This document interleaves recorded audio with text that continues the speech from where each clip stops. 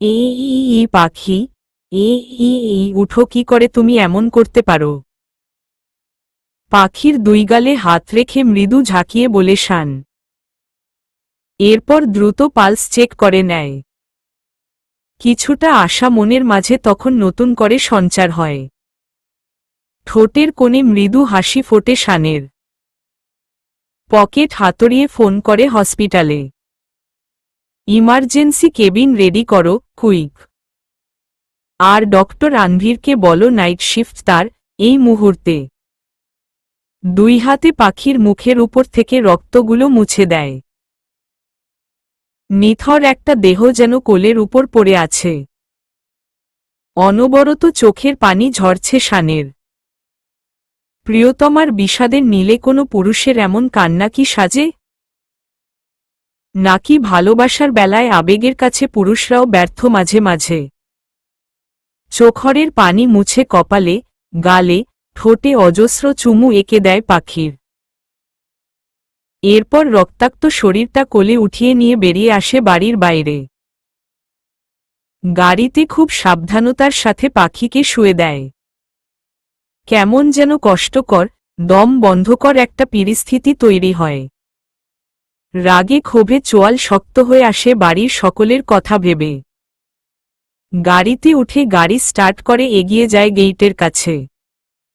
কয়েকবার হর্ন দিয়েও সালামের কোনো খবর পায় না শান। গাড়ি থেকে দ্রুত নেমে আশেপাশে চোখ বুলিয়ে দাঁত কিরমির করে বলে, তোমায় তো আমি পরে দেখে নিচ্ছি। নিমকহারামির পরিণাম তোমাকে পেতে হবে। এরপর নিজেই গেইট খুলে দিয়ে আবার গাড়িতে বসে। কি হয়ে গেল রাহেলা, রান্নাঘরে এত রক্ত কিসের? বাবু তো সেন্টার থেকে বের হয়েছে। ও কি বাড়িতে এসেছিলে? বাড়ির সব দরজা খোলা কেন? আমার বৌমা ঠিক আছে তো? বাড়ি থেকে শানের বেরিয়ে যাওয়ার কিছুক্ষণের মধ্যেই বাড়ির সবাই ফিরে আসে বিয়ের সমস্ত কাজ সুষ্ঠুভাবে শেষ করে। বাড়ি এসে ড্রয়িং রুমের মেঝেতে রক্তের স্তূপ দেখতে পায়। রাহেলা রান্নাঘরে ঢুকেই দেখে সেখানেও রক্তের ছড়াছড়ি। কিচেন ডেস্ক থেকে তখনও তাজা রক্ত চুয়ে চুয়ে পড়ছে। আঁতকে উঠে চিৎকার করে রাহেলা। সকলে এসে দেখে ভয়ানক এক পরিস্থিতি। সবার মাঝে চাপা একটা আতঙ্ক কাজ করছে। রাখি এসছে থেকে হেঁচকি তুলে কাঁদছে মেয়েটা। আর বারবার দুজনের কাটানো মুহূর্তগুলো ভাবছে, সব ঠিক আছে তো? আহত চিত্তে ঠোঁটের ডগায় বিড়বিড় করে সোফায় গা এলিয়ে দেয় খান সাহেব। শর্মিলা সেটা শুনে আবারও বলে, কিচ্ছু ঠিক নাই গো, কিচ্ছু নাই। আমার বোঝা হয়েছে। রনি আমার ছেলে, বৌমা কোথায় রনি? একটু খোঁজ নে বাপ। বলতে বলতে কেঁদে ওঠে শর্মিলা। এমন একটা পরিস্থিতি কেউ কাউকে সামলানোর মতো নেই। রাহেলা রক্তের ঘনত্বে কিছুটা হলেও আঁচ করতে পেরেছে বাড়িতে কি ঘটেছে। একধানে চেয়ে থাকে মেঝের দিকে। রনি বিষণ্ণ মুখে শানের নম্বর ডায়াল করে। তখনও চলন্ত গাড়িতে শান। একবার পিছনে শোয়ানো তার প্রিয়তমা স্ত্রীকে দেখছে, কখনো সামনে তাকিয়ে ড্রাইভ করছে। হঠাৎ ফোনে কারো কল আসায় বিরক্ত হয়ে যায় শান। ইচ্ছে করেই ফোনটা দেখে না কল রিসিভ তো দূরের কথা, তার কাছে পাখিকে মেডিকেলে দ্রুত নিয়ে যাওয়াই মুখ্য। এদিকে রনি অনবরত কল করেই যাচ্ছে। আর কিছুক্ষণের মাঝেই পৌঁছে যায় মেডিকেলের গেইটে। গেইট দিয়ে ঢুকে গাড়ি পার্ক করে রাখে শান। গাড়ি থেকে দ্রুত নেমে ফোন হাতে নিয়ে রনির কল রিসিভ করে। হ্যাঁ হ্যালো, হ্যালো ভাই, কই তুমি? ভাবি কই? পাইছো ভাবিকে? গড়গড় করে কথাগুলো বলে রনি। শান স্থির দৃষ্টিতে অন্যদিকে চেয়ে বলে, মেডিকেলে, তোর ভাবিকে নিয়ে। এটুকু বলেই কল কেটে দেয় শান। গার্ডকে হাত ইশারা করে কাছে ডেকে নেয়। শোন, এখন আমি তোমায় যা করতে বলবো ঠিক তাই করবে, আর এই একটা কথাও যদি কোথাও লিক হয় তাহলে তোমার চাকরির রফাদফা করব আমি, ঠিক আছে? জি স্যার, বলুন কি করতে হবে। এই মুহূর্তে মেডিকেলের সমস্ত বিদ্যুৎ সংযোগ তোমার বিচ্ছিন্ন করতে হবে। একটা লাইটের ছিটেফোঁটাও যেন না জ্বলতে দেখি। ওকে স্যার, নিশ্চিত থাকুন। আর আমার নির্দেশের আগ পর্যন্ত মেডিকেল কোনো আলো জ্বলবে না, মনে থাকবে? ওকে স্যার, আপনি চিন্তা করবেন না। গো রাইট নাও। গার্ড ছেলেটা দৌড়ে ছুটে চলে মেডিকেলের সুইচবোর্ডের দিকে। শান দাঁড়িয়ে অপেক্ষা করে আলো নিভে যাওয়ার। কয়েক মিনিটের মাথায় অন্ধকারে ছেয়ে যায় পুরো মেডিকেল। সকলের মাঝে চাপা উত্তেজনা সৃষ্টি হয়ে যায়। আর এটাই মোক্ষম সময় পাখিকে ভিতরে নেয়ার। কাল বিলম্ব না করে শান ফোনের ফ্ল্যাশটা জ্বালিয়ে ফোনটা মুখে চেপে নেয়। এরপর গাড়ি থেকে বের করে নেয় পাখিকে। নিস্তেজ মুখটার দিকে তাকাতেই পুরো পৃথিবী থমকে যায় শানের। অপলক দৃষ্টিতে ক্ষত বিক্ষত মুখটা দেখে বলে, আমাদের অনেকদিন বেঁচে থাকার কথা ছিল। এভাবে লুকাতে দিব না তোমায়। রাতের অন্ধকারকে ভর করে শান পাখিকে নিয়ে আসে মেডিকেলের ভিতরে। আগে থেকে রেডি রাখা কেবিনে নিয়ে যায় পাখিকে। ইকরা ইমিডিয়েট আনভিরকে আমার কথা বলো 101 নং কেবিনে আসতে, হন্তদন্ত হয়ে শান বলে। Okay sir. আর শোন, একটা জনপ্রাণীও যেন না জানে কোনো কিছু। পা থেমে যায় ইকরার। কৌতূহল বশত প্রশ্ন করেই ফেলে, স্যার পেশেন্টকে? বিব্রতকর অবস্থার সৃষ্টি হয় শানের মাঝে। নজর এদিক সেদিকে করে পাখির কাত হওয়া মুখটায় হাত বুলিয়ে বলে, আমার ওয়াইফ। আতকে ওঠে ইকরা। আপনা আপনি মুখটা হা হয়ে যায়। এতদিনের নার্সিং অভিজ্ঞতায় এটা বুঝতে অসুবিধা হয় না এত ব্লিডিং এর কারণ কি। আমি এক্ষুনি আসছি স্যার, বলে ভয় আতঙ্কে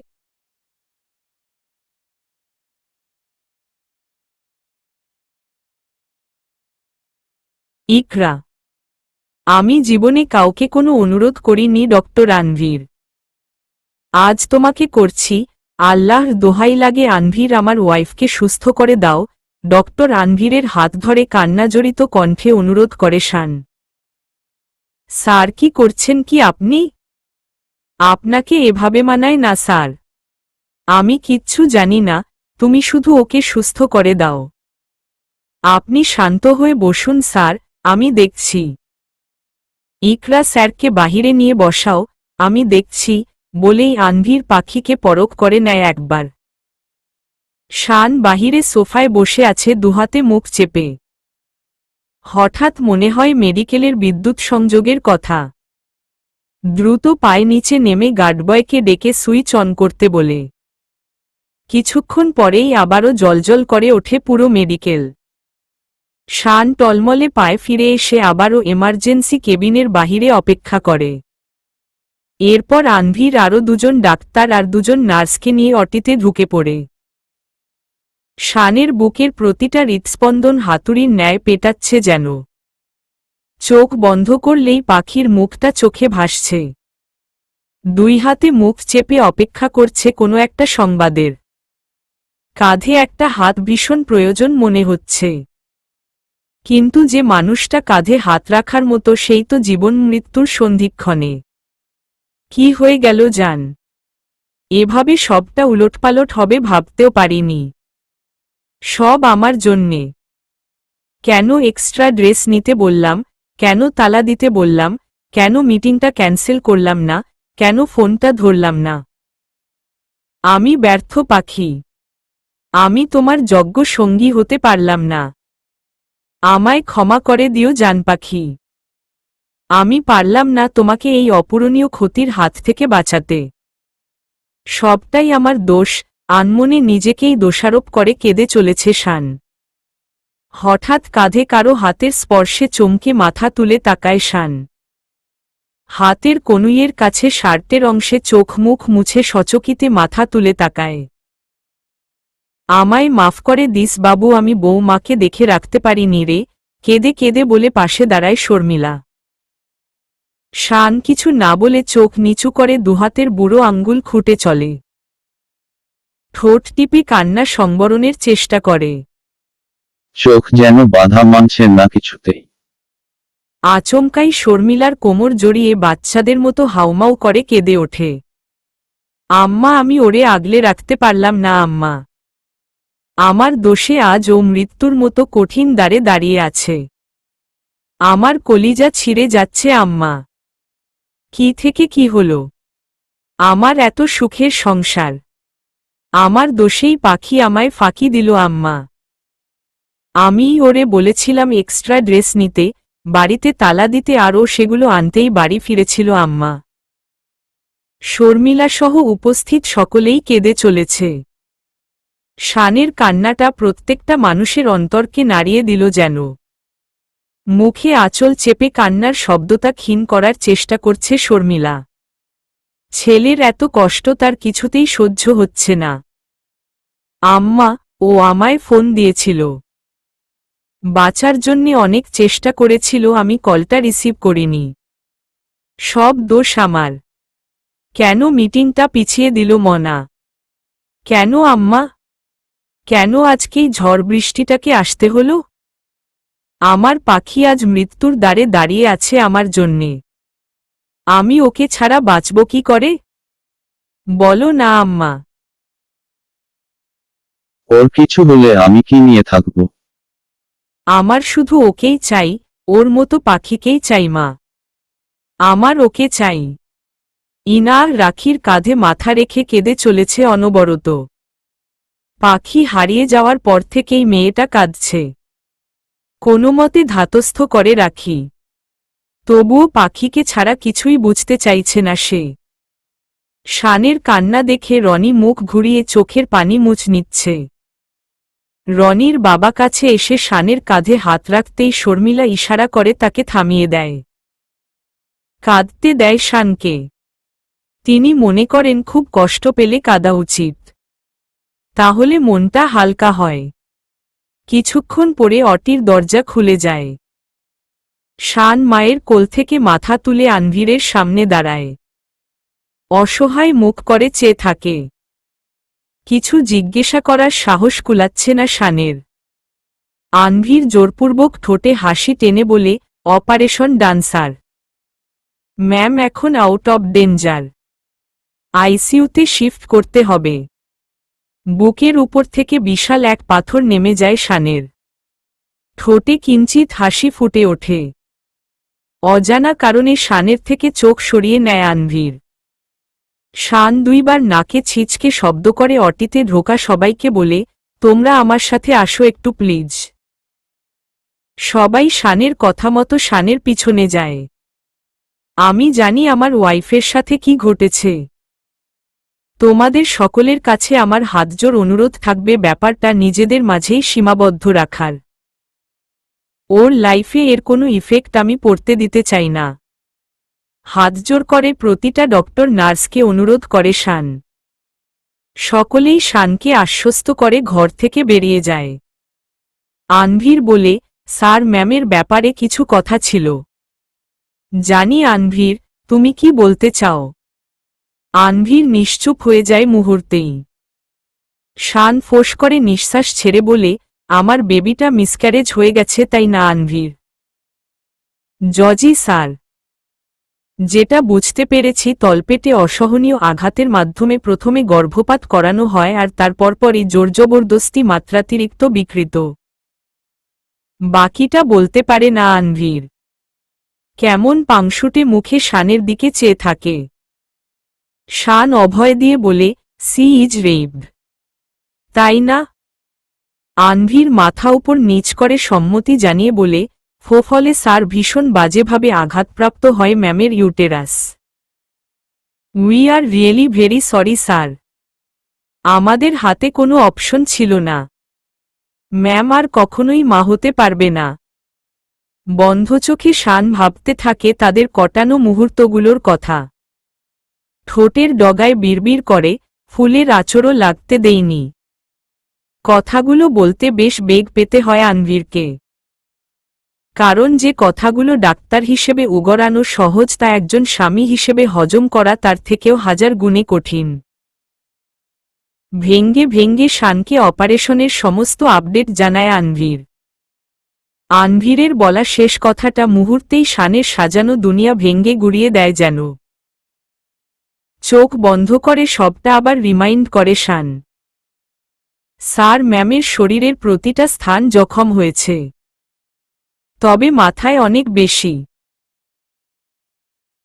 মনে তো হচ্ছে কেউ এবড়োখেবড়ো কোনো রড দিয়ে আঘাতের পর আঘাত করেছে। উদ্দেশ্যই ছিল মেরে ফেলার। বেশ হৃদয়বিদারক স্যার। পাখির অবস্থার কথা চিন্তা করে বন্ধ চোখের কোণ দিয়ে অনবরত গড়িয়ে পড়ে নোনা জলের ধারা। ও বেঁচে আছে তো? আনভীর কান্নাজড়িত কণ্ঠে জানতে চায় শান। টেবিলের উপরে রাখা শানের হাতটা ধরে আনভীর বলে, জি স্যার, তবে অবস্থা খুব একটা ভালো না। আমার হাতে যা ছিল তা আমি যথাসাধ্য চেষ্টা করেছি, বাকিটা আল্লাহর হাতে। 24 ঘন্টার মাঝেই আশা করা যায় ম্যামের জ্ঞান ফিরবে। আপনি এভাবে ভেঙ্গে পড়বেন না স্যার। আপনার মতো মানুষও যদি এভাবে ভেঙ্গে পড়ে তবে কেমনে হবে স্যার? ও আমার জান আনভীর, আমার খারাপ সময়ের সঙ্গীও। আমায় মিথ্যের কূপ থেকে বের করে আনা মানুষটাই ও। ওর এই অবস্থা আমি কিভাবে মেনে নিব? দুহাতে চোখ মুখ মুছে স্বগতোক্তি করে শান বলে, ও বেঁচে তো আছে, এটাই অনেক। কিছু কি করার আছে স্যার? সবটাই উপরওয়ালার হাতে। তবে ম্যামের ব্রেইনের অবস্থা বেশ আশঙ্কাজনক, সেজন্যে আইসিইউতে নিতে হয়েছে। আইসিইউ এর বেডে পড়ে রয়েছে পাখির জখম হওয়া শরীরটা। শার্টের ইন্টার এক অংশ খুলে নিচে ঝুলে গেছে, এলোমেলো হয়ে, কুচকানো পুরো শার্ট প্যান্ট, চোখের কোণে চিকচিকে জল, চোখের নিচে পুরু কালির আস্তরণ। একটা দিনের ব্যবধানে কত বছরের ক্লান্ত পথিক মনে হয় শানকে। ডাক্তারের অনুমতি নিয়ে ভোরবেলাতেই উদ্বাস্তুর ন্যায় টলমলে পায়ে দরজা ঠেলে ভিতরে ঢোকে শান। নিস্তেজ হয়ে পড়ে রয়েছে পাখির শরীর। পায়ের গতি আজ শূন্যের কোঠায়। মনের জোরে এগিয়ে যায় বেডে শুয়ে থাকা মানবীর দিকে। পুরো মাথাটা ব্যান্ডেজে মোড়ানো। নাকে, চোখে, কপালে আঘাতের পর আঘাতের চিহ্ন। গলার নিচে কামড়ের বিশ্রী দাগ। সবটাই একে একে খুঁটিয়ে দেখছে শান। গলার কাছে জখমের চিহ্নটায় হাত বুলিয়ে দিতেই গা শিউরে ওঠে শানের। এত নির্দয়ভাবেও যে কাউকে আঘাত করা যায় তা বোধগম্যের বাহিরে। দাগহীন মসৃণ দুই গালে 5 আঙ্গুলের কালশিটে দাগ পড়েছে। ছোপ ছোপ নখের খামচানোর আঁচড় গর্ত হয়ে গেছে গালের চারপাশে। কাপা কাপা হাতে আলতো হাতে ছুঁয়ে দেয় পাখির দুই গাল। পাশে রাখা টুলটা টেনে বসে গাল ছুঁয়ে ঠোঁটের ডগায় বিড়বিড় করে শান, আমার পুতুলের মতো পাখিটাকে কে এভাবে কষ্ট দিয়েছ? কি ক্ষতি করেছিল এই মেয়েটা? ক্যানুলা লাগানো ডান হাতটা পেটের উপর রেখে বাম হাতটা দুহাতে শক্ত করে ধরে রাখে শান।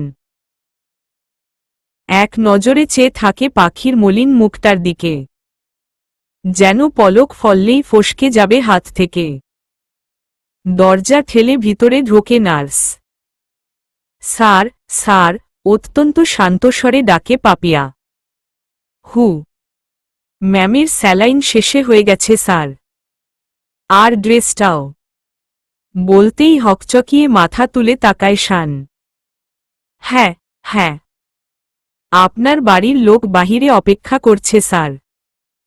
আপনি বরং বাড়িতে গিয়ে ফ্রেশ হয়ে আসুন। শানের করুণ অবস্থা দেখে সহানুভূতিতে কথাটা বলে পাপিয়া। কিন্তু শান নিরুত্তর। নির্ঘুম ক্লান্ত চোখ দুটোয় ঘুমের ছিটেফোঁটাও নেই। যেন এভাবেই চোখের পাতা খুলে কাটাতে পারবে সারা জীবন। পাপিয়া আবার বলে, স্যার যান না স্যার, আপনাকে অনেক ক্লান্ত লাগছে। আপনি এমন করলে ম্যামকে দেখবে কে? তুমি তোমার কাজ করো, আমি বাহিরে আছি। আর সাবধান, ওকে কোনো প্রকার ব্যথা দেবে না, পাখির মাথায় হাত দিয়ে বলে শান। মাথাটা নিচু করে কপালে ঠোঁট ঠেকিয়ে চুপ করে থাকে। এ দৃশ্যের সাক্ষী হওয়ার সুযোগ সবাই পায় না। চোখের কোণ ভরে ওঠে পাপিয়ার।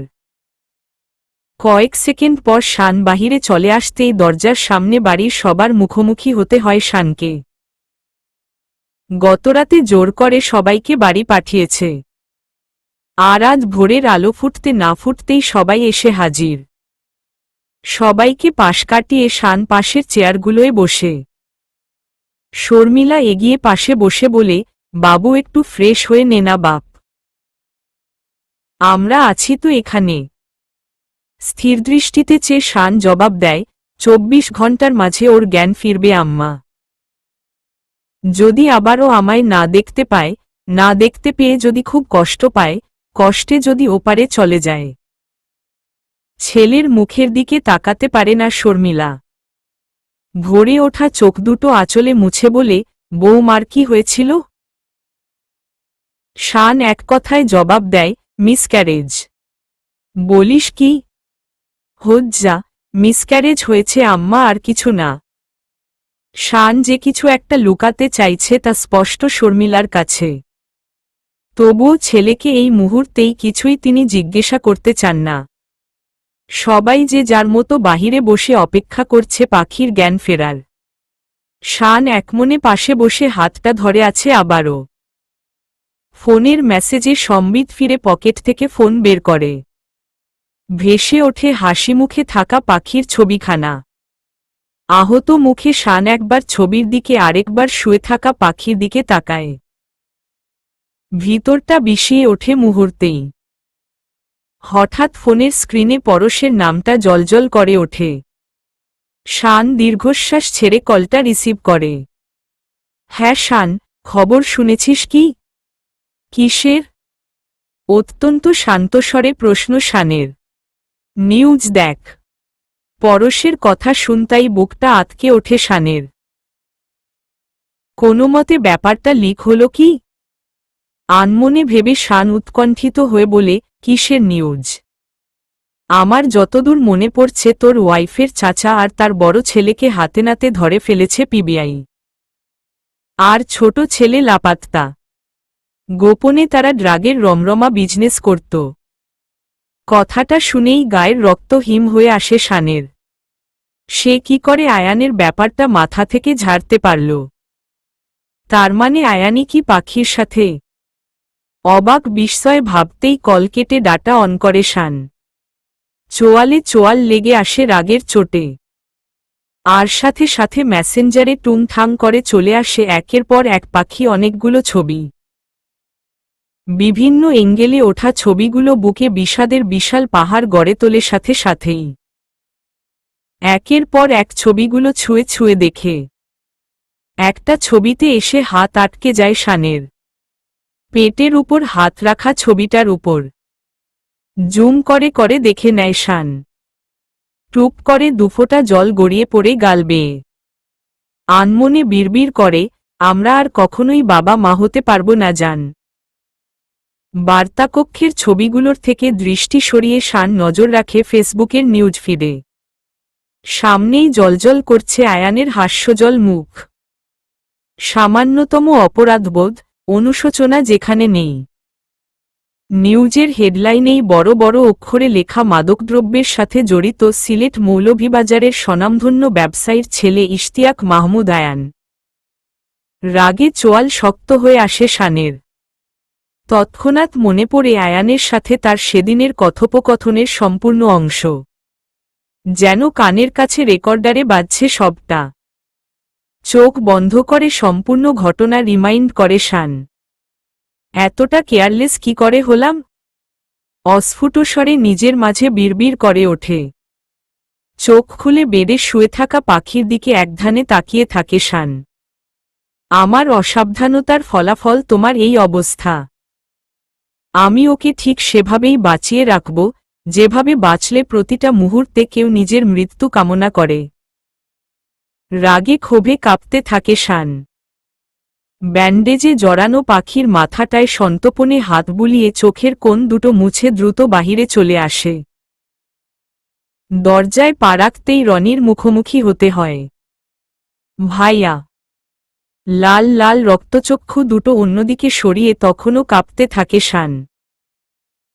রনি অভয় কাঁধে হাত রাখে। কিছু কথা ছিল ভাইয়া। পরে শুনব। প্লিজ ভাইয়া, অনুনয়ের স্বরে বলে রনি। এরপর শানের হাত টেনে নিয়ে যায় পাশের ফাঁকা এক কেবিনে। আমতা আমতা করে রনি দাঁড়িয়ে থাকে শানের সামনে। ভ্রুকুচকে শান ছোট ছোট চোখে তাকিয়ে বলে, কিছু বলার থাকলে বল। আমি একখানে বের হব। ভাবি রেপ, তাই না ভাইয়া? আহত, কম্পিত কণ্ঠে কথাটা বলে রনি শানের দিকে তাকায়। মুহূর্তেই গায়ে শীতল হাওয়া বয়ে যায় শানের। কান তালা মেরে আসে। সোজা হয় কুঞ্চিত ভ্রুজোড়া। কপালের ভাঁজ সোজা করে ডানহাত কোমরে বাঁ-হাতে নিজের পুরো মুখটা মুছে নেয়। কিভাবে জানলি? কে বলল তোকে? কোনো ডক্টর নাম বল। আজই তার শেষ দিন এই মেডিকেলে। Speak out damn it. দুই হাতে রনির কলার চিপে ধরে রাগে দাঁতে দাঁত পিষে বলে শান। রনি জানত তার ভাই রিয়েক্ট করবে, কিন্তু এতটা তা সে ভাবতেও পারেনি। মাথা নিচু করে কণ্ঠের স্বর খাদে ফেলে বলে, ভাবির শাড়ি, সাইড ব্যাগ, ভাঙ্গা ফোন সবটা দেখে আমি বুঝে নিয়েছি ভাইয়া। আর ইনার ঘরেও দেয়ালের একদম নিচে রক্তের ছোপ ছোপ দাগ ছিল। হাতের গতিবেগ হালকা হয়ে আসে শানের। গায়ে কাটা দিয়ে ওঠে পাখির সাথে ঘটা বিশ্রী নোংরা দুর্ঘটনার কথা ভাবতেই। রনির কলার ছেড়ে পাশে রাখা চেয়ারটায় বসে শান। গা থেকে দরদর করে ঘাম ছুটেছে শানের, এদিকে গা কাঁপছে ভীষণ দৃশ্যমান আকারে। রনি দ্রুত শানের সামনে মেঝেতে হাঁটু গেড়ে বসে। ভাইয়া, ঠিক আছো তো তুমি? জড়িয়ে আসা কণ্ঠে বলে শান। মাথা উঁচিয়ে স্থিরদৃষ্টিতে চেয়ে বলে, এমন হলো কেন আমার জীবনে? একটু সুখ কি আমার জীবনে স্থায়ী হবে না? আরে দোষ আমার, অথচ মধ্যখান থেকে ওই নির্দোষ মেয়েটা কষ্ট পাচ্ছে। জীবনে সেই বাকি পেল বলতো? ছোটবেলায় মা বাবাকে হারানো, বড় বাবার সংসারে কাজের লোকের মতো আচরণ, ভালোবাসার মানুষের থেকে ধোঁকা, আমার থেকে হাজার হাজার লাঞ্ছনা। এরপর ভালোবেসে ফেলল আমার মতো একটা অভাগা মানুষকে। ও জানত আমি কোনোদিনও ওকে সন্তান সুখ দিতে পারব না। তবুও সবটা জেনে আমায় আপন করে নিল। আমার সংসারের দায়িত্ব নিজের কাঁধে নিল। আমায় নতুন করে পরিচয় করালো আমার ফেলে আসা অতীতের সাথে। এরপর সুখের একটু মুখ দেখলাম। সব মিথ থেকে সরিয়ে এসে আমায় বাবা হওয়ার মতো ধ্রুব সত্যিটার সাথে পরিচয় করালো। জীবনটা কানায় কানায় পূর্ণ হলো আমার। এই পূর্ণতাই সহ্য হল না সৃষ্টিকর্তার। কেড়ে নিল সবটা। আমার পাখিটা কি পেল জীবনে? বলতে বলতে কেঁদে ফেলে শান। ভাইয়া, ভাইয়া প্লিজ এভাবে ভেঙ্গে পড়ো না ভাইয়া। সব ঠিক হয়ে যাবে, কান্না জড়িয়ে আসা কণ্ঠে বৃথা সান্ত্বনা দেয় রনি। কিচ্ছু ঠিক হবে না রে। আমার বাচ্চাটা নেই, মানলাম। ও আর মা হতে পারবে না, মানলাম। ও যেসবই মানলাম। আমি সবকিছুই মেনে নিলাম। কারণ আমার নেশাও। যাতে আসক্ত আমি। যার নেশা শ্বাস থাকা অবধি আমি ছাড়তে পারব না। আমার কাছে ওর বেঁচে থাকাটা জরুরি। আর কিচ্ছুই না। কিন্তু ওকে মানাবো কি করে ভাই? আমি ওকে সামলাবো কি করে? ও তো বেঁচেও বাঁচবে না, নিজেকে শেষ করে দেবে।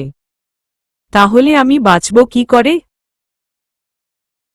এভাবে কেন বলছো ভাইয়া? তুমি আছো, আমরা সবাই আছি। সবাই মিলে ভাবিকে আগলে রাখব। এখানে ভাবির তো কোনো দোষ নেই, সে তো বিনা দোষে ভিকটিম। তাহলে তাকে কেন আমরা বাঁচিয়ে রাখতে পারব না? কেন মৃত্যুই তার আসল ডেস্টিনেশন হতে হবে? শানের দিকে তাকিয়ে পুনরায় রনি বলে, ভাইয়া আমরা আইনি ব্যবস্থা নেব। অবশ্যই কালপ্রিটের শাস্তি পেতে। সস্যার বলবি না, রনির কথার মাঝে ওকে থামিয়ে দেয় শান। রনির দুই ঠোঁটের উপর আঙ্গুল রেখে বলে, এই ব্যাপার এখানেই কবর দে। না জানবে বাড়ির লোক, না জানতে দেব 10-এর কাছে।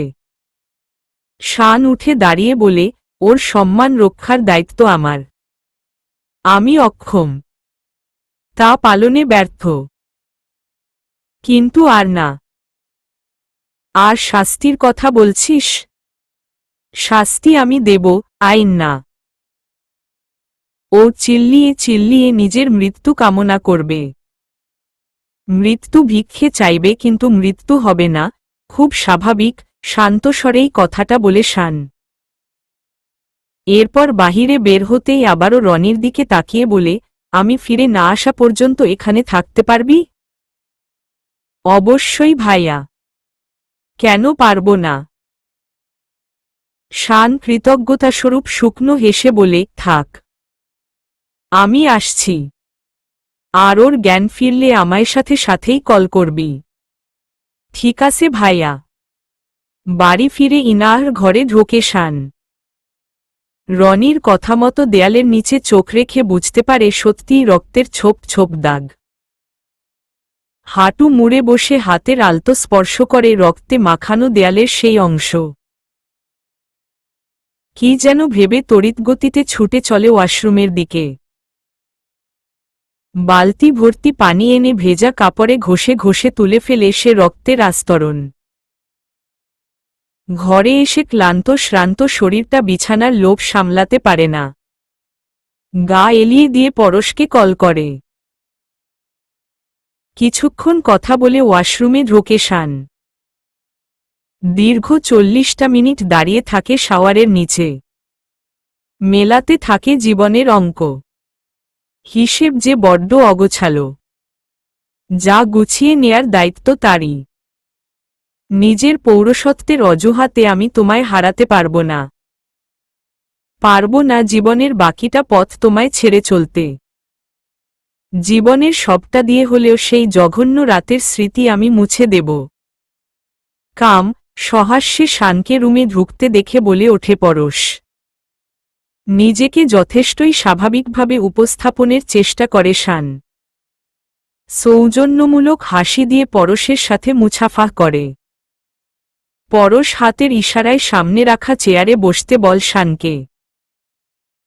বল কি খাবি? কিছুই না।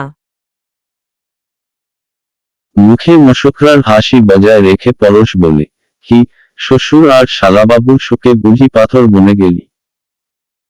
মশকরা ছাড়।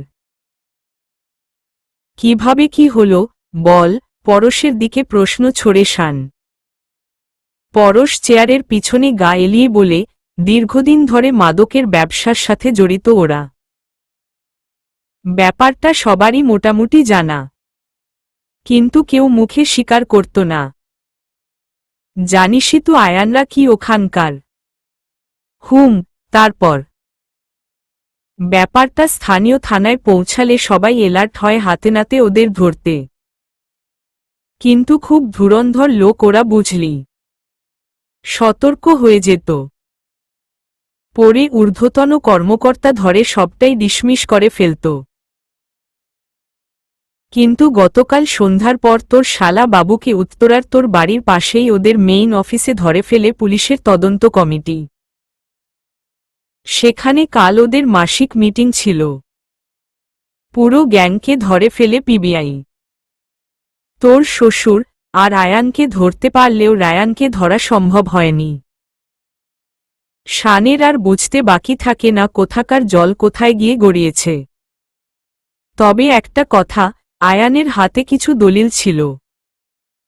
সে সব দলিল? কিসের দলিল? দেখাতে পারবি? ভ্রুকুচকে সিনা টানটান করে বসে প্রশ্ন করে শান। কাউসার, আয়ানের ফাইলটা নিয়ে আসো। জি স্যার। এই যে দেখ। ফাইল থেকে কাগজগুলো বের করে শানের সামনে রাখে পরশ। নিজের চেয়ারে সোজা হয়ে বসে বলে, তোর ওয়াইফ সদিচ্ছায় কি করে লাখ লাখ টাকার সম্পত্তি ওদের নামে করতে পারে আমি বুঝলাম না। শান উৎকণ্ঠা নিয়ে একে একে সবগুলো দলিলের স্বাক্ষরের স্থানগুলো দেখে নেয়। সেখানে জলজল করছে পাখির নামটা, কিন্তু সদিচ্ছায় স্বাক্ষর করার মতো মনে হচ্ছে না কোনো মতেই। এরপর শান প্রতিটা দলিলের লেখাগুলো মনোযোগ দিয়ে পড়ে নেয়। গা যেন শিউরে ওঠে থেকে থেকে। শান নিজের ভাবনার উপর আরও বেশি দৃঢ় প্রত্যয়ী হয়ে ওঠে। আমার কিছু কথা আছে তোর সাথে। তড়িৎ গতিতে দলিলগুলো একপাশে রেখে চট করে পরশের হাত ধরে বলে শান। হকচকিয়ে ওঠে পরশ। অবাক হয়ে কাউসারকে চোখের ইশারায় রুম ছাড়তে বলে। কি হয়েছে? সন্দিহান চোখে প্রশ্ন করে পরশ। আমি এই মুহূর্তে আয়ানের সাথে কথা বলতে চাই। ইট সার্জেন্ট। উফ, এই জন্যে এভাবে চমকাইলি? আমি তো ভাবছিলাম এটা কোনো ব্যাপার হলো। দীর্ঘশ্বাস ছেড়ে বলে পরশ। চল, বলে শানকে আয়ানের সেলে নিয়ে যায় পরশ। আরে জামাই বাবু যে। ওয়াইফের কাছে না থেকে আমার কাছে যে। পিছনে ফিরে ঠোঁটে মুচকি হাসি বজায় রেখে বলে আয়ান। আয়ানের মুখটা দেখেই রাগে শরীরের প্রতিটা শিরা উপশিরা চামড়া ভেদ করে জানান দিচ্ছে শানের। কপালের রগগুলো দপদপিয়ে ওঠে। ভেসে ওঠে কপাল ভেদ করে। দুই হাত মুষ্টিবদ্ধ করে আয়ানের নাক বরাবর সজোরে ঘুষি মারে শান। শান, কি করছিস কি? বলেই এগিয়ে এসে শানকে ধরে পরশ। অপর মুখ করে দুহাতে নাক চেপে ধরে আয়ান। খানিক বাদে হাসি দিয়ে হাত দুটো সামনে এগিয়ে বলে, রক্ত বাহির করে ফেলছ? শান কিছুতেই নিজেকে নিয়ন্ত্রণে রাখতে পারে না। সজোরে আরেকটা ঘুষি মেরে দুই হাতে কলার চেপে পুরুষাঙ্গ বরাবর লাথি মারে। এরপর এলোপাথারি মার শুরু করে চোখে মুখে। ঘটনাটা এতটাই আকস্মিকভাবে ঘটে গেল পরশ প্রতিহত করার সুযোগটাও পেল না। ততক্ষণে আয়ানকে মেঝেতে ফেলে শরীরের সমস্ত শক্তি দিয়ে আয়ানের নাক মুখ ফাটিয়ে ফেলেছে শান। আর নির্লজ্জের মতো হাসি ঠোঁটে রেখে আয়ান বলে, আমি যদি হাত উঠাই তবে পাখির মতো তোরও অবস্থা করব। মেডিকেলে কল করে বেড রেডি রাখতে বলিস। পাখির নামটা কানে আসতেই আহত, অর্ধমৃত, রক্তমাখা মুখটা ভেসে ওঠে শানের চোখের সামনে। ভিতরটা জ্বলে পুড়ে ছাই হয়ে যায় মুহূর্তেই। কয়েক মুহূর্ত চোখ বন্ধ করে আবার খোলে শান। এবার হিংস্র প্রাণীর রূপ নেয়। পৃথিবীর সমস্ত শক্তি এসে ভর করে শানের শরীরে। পরশের হাতকে ঝটকা মেরে ফেলে দিয়ে ডান হাতে আয়ানের গলার নালিটা সজোরে চেপে ধরে একদম পিছনের দেয়ালে ঠেকিয়ে দেয়। কাউসার, আজাদ, তাড়াতাড়ি আসো এখানে। পরশ একার শক্তি দিয়ে শানকে ছাড়াতে ব্যর্থ হয়ে যায়। জোরে শব্দ করে দুজন পুলিশকে সেলের ভিতরে ডেকে নেয়। সবাই মিলে টেনে হিচড়েও শানকে সরাতে পারে না। এলোপাথারি মেরে চলেছে আয়কানকে। এক পর্যায়ে আয়ানের গলা দিয়ে গঙ্গানির আওয়াজ বের হতেই পরশ আরও দুজন কর্মী সহ দ্রুত টেনে আয়ানকে বের করে নেয়। শান কিছুতেই নিজেকেই নিয়ন্ত্রণে রাখতে পারে না। সবাইকে ডিঙ্গিয়ে আবারও ঝাঁপিয়ে পড়ে অর্ধমৃত আয়ানের উপর। সবার ফাঁক দিয়ে সজোরে আরেকটা লাথি মারে পুরুষাঙ্গ তাক করে। দুহাতে ব্যথা চেপে আয়ান পড়ে যায় মেঝেতে। নাকে মুখে ফিনকি দিয়ে রক্ত ছুটে যায় আয়ানের। সবাই সবার শরীরের সমস্ত শক্তি দিয়ে শানকে ছাড়াতে পারে না। আতঙ্কে শুকনো ঢোক গেলে পরশ। শান, বোঝার চেষ্টা কর, আমার জবের নিশ্চয়তা জড়িয়ে আছে এখানে। আয়ানের কিছু হলে জবাবদিহিতা আমাকেই করতে হবে। ছাড় ওকে। মরে যাবে ও, অনুরোধের স্বরে বলে পরশ। হাতের শক্তি ক্ষীণ হয়ে আসে শানের। মুহূর্তেই আনমনে ভাবে, এভাবে মারলে তো ও সত্যিই মরে যাবে। কিন্তু আমি তো একে এভাবে মারব না। শান আয়ানকে ছেড়ে মুহূর্তেই সরে যায়। ফার্স্ট এইড বক্স নিয়ে আসো কুইক, আর ডক্টরকে কল করো, তারা দিয়ে বলে পরশ। ঘণ্টা খানিক পরে লম্বা টেবিলটার একপাশে আয়ানকে বসানো হয় একটি চেয়ারে। শানকে বিপরীত পাশে বসানো হয় মুখোমুখি। আর তাদের দুজনের মাঝে বসে পরশ। এটাকে রিমান্ড ঘর বলা হয়। কেমন যেন ভ্যাপসা একটা পরিবেশ। পরশ আয়ানের দিকে একনজর চেয়ে শানের দিকে তাকায়। বল, কি হয়েছে? শানকে প্রশ্ন করে পরশ। আয়ানের দিকে রক্তচক্ষু নিয়ে তাকিয়ে শান জবাব দেয়, একে আমার চাই। ভ্রুকুচকে পরশ বলে, কি বলি সেসব? বুঝতে পারছি না। ক্লিয়ারলি বল। হুমম, একে আমার চাই। কত লাখ লাগে আমি দেব। শুধু একে আমার কাছে দে, পরশের দিকে ফিরে বলে শান। পরশ অবুঝের মতো মুখভঙ্গি করে বলে, সেটা কি করে সম্ভব? আচ্ছা, এত রেগে গেছিস কেন? সম্পদ তো পাখি নিজেই ওর নামে করে দিয়েছে। তাহলে তোর সমস্যা? নিজের ইচ্ছেও করেনি। ও বাধ্য করেছে পাখিকে, জোরে চিল্লিয়ে বলে শান। আচ্ছা শান্ত হ। এত উত্তেজিত হোস না। সবটা বল আমায়। আমি আছি তো। আমার ওয়াইফ আজ আইসিইউ এর বেডে অচেতন হয়ে পড়ে আছে শুধুমাত্র এই বাচ্চার জন্যে। এই মাদার ফায়ের জন্যে আজ ওর এই অবস্থা। আমার ওয়াইফ 3 মাসের প্রেগন্যান্ট ছিল। মিসক্যারেজ করিয়েছে আমার বাচ্চাটার। সারা শরীরে আঘাতে আঘাতে জর্জিত করেছে পাখিকে। তারপর ও স্বাক্ষর করিয়েছে। আর বলছিস নিজ ইচ্ছায় করেছে? পরশের দিকে রাগী চোখে তাকিয়ে বলে শান। শেষের কথাগুলো বলতে কণ্ঠে কম্পনের রেশ কানে ভাসে পরশের। স্তম্ভিত হয়ে পরশ চেয়ে থাকে শানের দিকে। বাকি কথাটা পুরোটাই পরশের থেকে লুকিয়ে ফেলে শান। পরশ শানের কাঁধে হাত রেখে কি বলে সান্ত্বনা দেবে বুঝতে পারে না। ঠোঁট খুলে কিছু বলতে যাবে তার আগেই শান অসহায় কণ্ঠে বলে, আমার পাখি আর কখনোই মা হতে পারবে না পরশ। ওকে বিকলাঙ্গ করে ফেলেছে এ। আয়ান এবার অগ্নিমূর্তি ধারণ করে বলে, যা আমার চাই, তা আমার চাইই চাই। সেটা যে কোনো মূল্যেই হোক। সম্পদগুলো আমার দরকার। ভালোভাবে বলেছি, স্বাক্ষর করেনি। খুব ছোটাছুটি করেছিল। পরে বাধ্য করেছি স্বাক্ষর করতে। হ্যাঁ, তোর বাচ্চাটাকেও আমি মেরেছি। কিন্তু ইচ্ছে করে মারিনি। পরে বুঝতে পেরেছি পাখি প্রেগন্যান্ট ছিল। অবশ্য একটু অনুশোচনা হয়েছিল। আরে খারাপ হলেও জেনে শুনে একটা ভ্রূণকে মেরে ফেলার মতো খারাপ আমি নই। একটাও মিথ্যে কথা বললে জিহ্ব টেনে ছিঁড়ে ফেলব। আয়ানের কথা শেষ হতেই শান আবারও তেড়ে আসে। ফল খুব খারাপ হবে অফিসার। সামলাতে পারবি তো? পরশকে উদ্দেশ্য করে কাটকাট গলায় বলে আয়ান।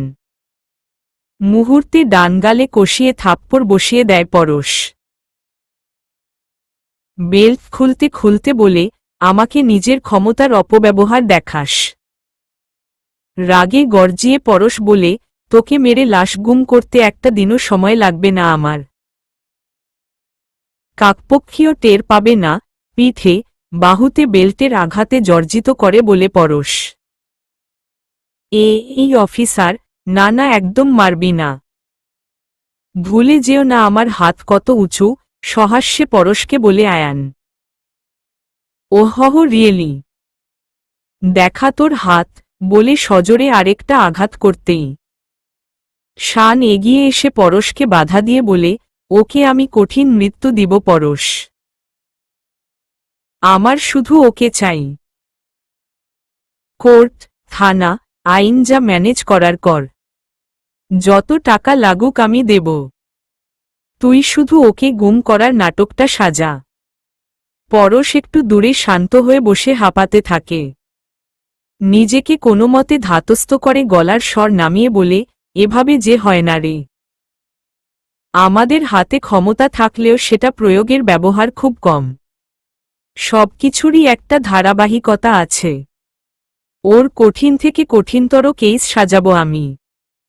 শাস্তির ব্যবস্থা করব আমি, তুই নিশ্চিন্তে থাক। ও পুরোটাই মিথ্যে বলছে পরশ। ও পরিকল্পিতভাবে আমার বাচ্চাটাকে নষ্ট করে দিয়েছে। আয়ানের দিকে তাকিয়ে চিল্লিয়ে কেঁপে উঠে বলে শান। আচ্ছা এদিকে আয়, শান্ত।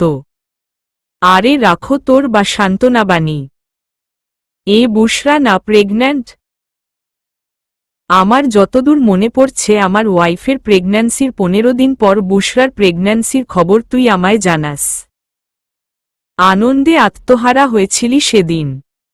আমারটা ভাবত, যেখানে আমি জেনে এসেছি আমি বাবা হতে পারবো না। কিন্তু হঠাৎ বুঝতে পারলাম আমি কোনো 7 সপ্তাহের ভ্রূণের বাবা। আমার তখনকার অনুভূতিটা একটু বোঝার ট্রাই কর ভাই। আমার সেই অনাকাঙ্ক্ষিত সুখ নষ্ট করেছে ও।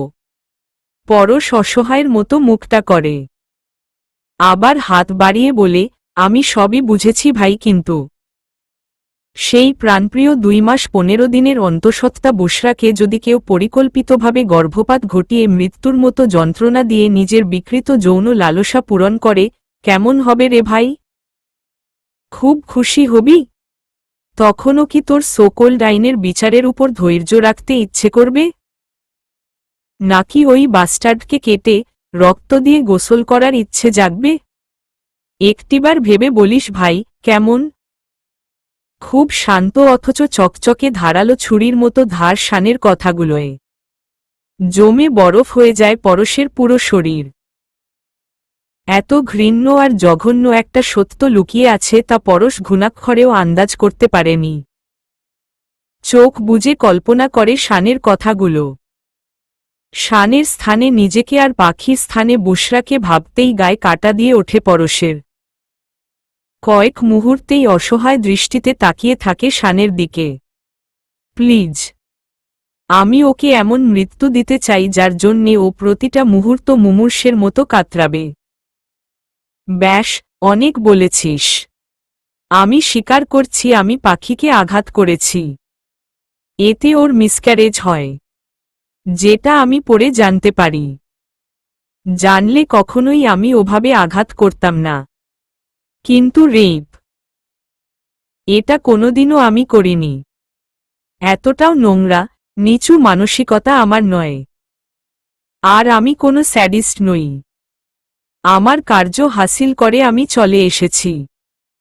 হ্যাঁ, যদিও পাখি ধরে নিয়েছিল আমি ওর ক্ষতি করব, কিন্তু ও ভুল ছিল। কারণ আমি সেখানে দলিলে সাইনটা নেয়ার উদ্দেশ্যেই গিয়েছি। After all I mean. Okay, যে ইউজড ম্যাটারিয়ালসে হাত দেয় না, নিউ ম্যাটারিয়ালস পারচেজ করে তারপর সেখানে হাত দেয়। নিজের শার্টের কলার ঝাঁকিয়ে দাম্ভিকতার স্বরে শেষের কথাটা বলে আয়ান। রাগে চোয়াল শক্ত হয়ে আসে শানের। মুখ দিয়ে বিশ্রী একটা নোংরা শব্দ বলে এগিয়ে যায় আয়ানের সামনে। যতটা মিথ্যা বলবি তার 3 গুণ সুদে আসল শাস্তি সহ ফেরত পাবি। আমি তোকে একবারে মারব না রে, প্রতিটা সেকেন্ডে সেকেন্ডে মারব রে। যতটা আঘাত আমার পাখিকে করেছিস তার থেকেও হাজার হাজার গুণে বেশি আঘাত করব আমি। বলতে বলতেই শানের ফোনের রিংটোন বেজে ওঠে। আয়ানের চোখে চোখ রেখেই শান ফোনটা বের করে আনে। এক পলক ফোনের দিকে তাকিয়ে রিসিভ করে নেয়। হ্যাঁ আনভীর, বলো। স্যার ম্যামের ফরেন্সিক রিপোর্ট এসে গেছে। যা আজ করেছিলাম তাই। রিপোর্ট আমার ড্রয়ারে রেখে লক করে রাখো। আমি আসছি কিছুক্ষণ পর, বলে দীর্ঘশ্বাস ছেড়ে ফোনটা রেখে দেয় শান। পরশ শানের মনের অবস্থা কিছুটা হলেও আঁচ করতে পেরেছে। কাঁধে হাত রেখে বলে এদিকে আয়। আরে কেউ তো এক গ্লাস পানি দাও। প্রচণ্ড খিদে পেয়েছে রে ভাই, জোরে শব্দ করে কথাটা বলে আয়ান চেয়ারে ধপ করে বসে। শান ঘাড় ঘুরিয়ে পিছনে তাকাতেই শীষ দেয় আয়ান। আমার কেন জানি না মনে হচ্ছে আয়ান সত্যি বলছে। ও পাখির সাথে একটা ক্রিমিনালের কথা বিশ্বাস করছিস? আচ্ছা বাদ দে, তোর বাড়ির দারোয়ানও কি বিয়েতে গেছিল? এত বড় ঘটনা ঘটল সে তোকে ইনফর্ম করল না? না, আমার মনে হয় ও সবটা জানে। বলতে বলতে চোয়াল শক্ত হয়ে আসে শানের। মাথা দুইবার উপর নিচ করে পরশ বলে, ওকে তো তাহলে লাগবেই। স্বগতোক্তি করে শানের দিকে তাকিয়ে মিনমিনে স্বরে ভেঙ্গে ভেঙ্গে বলে, কেস ফাইল করবি কি? উহু একদমই না। আমি জানি রেইপ কেস রেইপের থেকেও কতটা জঘন্য হয়। কেস ফাইল হবে তবে তাতে রেইপটা উঠবে না। বাকিটা যা করার তোকে করতে হবে, বলেই শান অন্যদিকে নজর রাখে একধানে। বুঝলাম। তোর ফোন বাজছে। পরশের কথায় সম্বিত ফিরে শান ফোন কানে নেয়। হ্যালো ভাইয়া, ভাবির জ্ঞান ফিরেছে। রনির কথায় গা কাঁপা শুরু করে শানের। কম্পিত কণ্ঠে বলে, আমি আসছি। ফোনটা পকেটে ভরে নিজেকে প্রস্তুত করে পাখির সামনে যাওয়ার জন্যে। কি হয়েছে? পাখি ঠিক আছে? ওর সেন্স এসেছে পরশ। কিন্তু আমি ওকে ফেস করব কি করে ভাই? অসহায় দৃষ্টিতে তাকিয়ে থাকে শান। পরশ কাঁধে হাত রেখে বলে, কিছু কিছু বাস্তবতা আমাদের ভেঙ্গে গুড়িয়ে নতুন করে তৈরি করে। কিছু অভিজ্ঞতা না চাইতেও জ্ঞানের খাতায় জুড়ে যায়, যেগুলো চাইলেও আমরা পাশ কাটাতে পারি না। ধরে নে এটাও তোর লাইফে সেরকম কিছু একটা হতে চলেছে। আল্লাহ ভরসা তুই সামলাতে পারবি। তোর মতো পুরুষ যদি পাখিকে মেনে নিতে পারে তাহলে তাকে সামলেও নিতে পারবে। চলবে।